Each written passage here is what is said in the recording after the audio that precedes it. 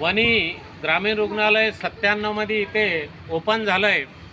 त्यानंतर 2009 ते 14 मी या समितीचा सदस्य असताना इथल्या पूर्ण रुग्णालयाचा परिसर 6.5 एकराचा साफ करण्यात आला।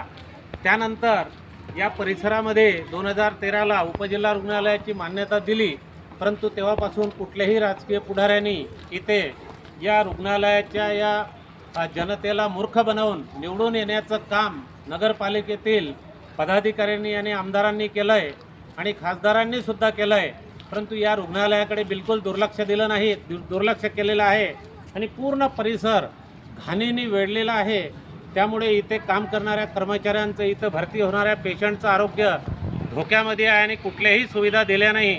म्हणून मी महाराष्ट्र सरकारचे आरोग्यमंत्री, मुख्यमंत्री, जिल्ह्याचे पालकमंत्री, जिल्ह्याचे सीओ साहेब, जिल्ह्याचे जिल्हाधिकारी यांनी याकडे जातीनं आणि प्रामाणिक लक्ष देऊन वणी मतदारसंघातील आत्तापर्यंत सर्व संपत्ती खनिजची बाहेर नेऊन बाहेरचे हॉस्पिटल बनवण्यात गेले, परंतु इथे दुर्लक्ष केलेलं आहे।